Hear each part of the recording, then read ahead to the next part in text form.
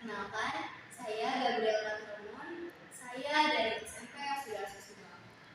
Pada kesempatan kali ini, saya ingin bercerita tentang satu tokoh pahlawan nasional Indonesia dari Jawa Barat.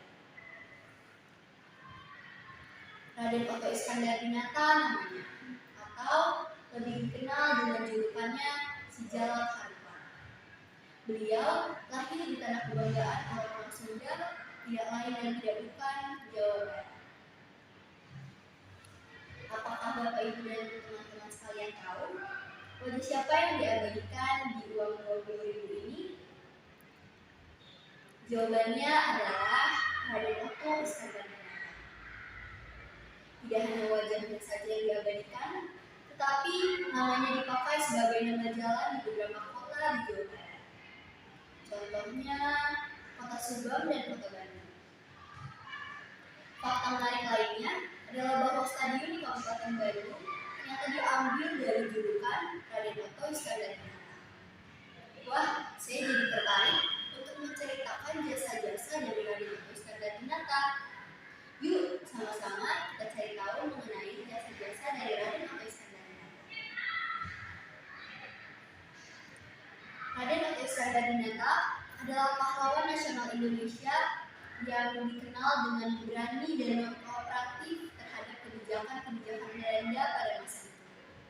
Tidak heran beliau mendapat julukan Si Jalak Harupan karena dalam perumpamaan Sunda artinya burung yang lincah dan tajam lidahnya. Dari sifatnya itulah beliau bisa masuk daftar hitam dan mengguncangkan pemerintahan Hindia Belanda. Ada satu peristiwa di mana beliau mengungkap kasus terkuburnya komuni dan itu menyelamatkan rakyat Indonesia dari penipuan yang dilakukan oleh pengusaha Belanda. Ternyata beliau adalah seorang yang aktif dalam organisasi budaya Sunda. Organisasinya dikenal dengan nama Paguyuban Pasundan.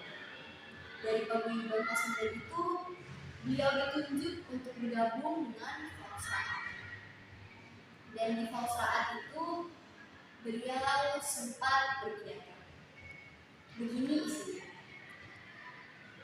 Dan saya percaya bahwa bangsa Indonesia yang sekarang dijajah pasti akan merdeka. Bangsa Belanda terkenal dengan bangsa yang berkepala dingin. Hendaknya tuan-tuan bangsa Belanda memilih di antara dua kemungkinan.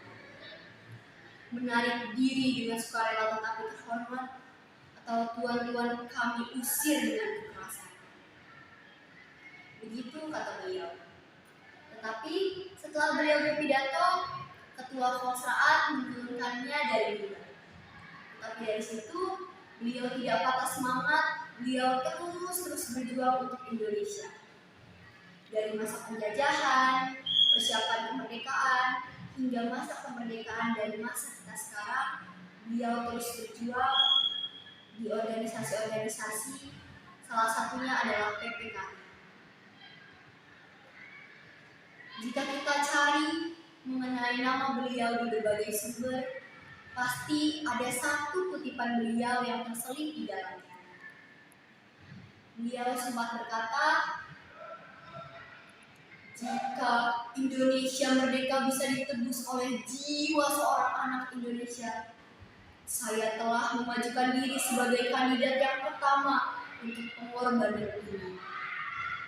Disitulah kita bisa menyimpulkan bahwa Raden Otto Iskandar-Dinata sangat mencintai tanah kita Indonesia. Sudah sepatutnya kita mengenang jasa-jasa dari Raden Otto Iskandar-Dinata. Tetapi saya berharap dari cerita singkat yang sudah saya berikan, kita bisa sama-sama meningkatkan rasa bersyukur kita dan kita bisa sama-sama mengenal jasa para pahlawan, tidak hanya Raden Otto Iskandar-Dinata, tapi seluruh pahlawan nasional Indonesia. Sekian cerita singkat dari saya. Saya berterima kasih atas perhatiannya dan saya memohon maaf atas kesalahan-kesalahan kata yang sudah saya buat di cerita singkat saya. Terima kasih.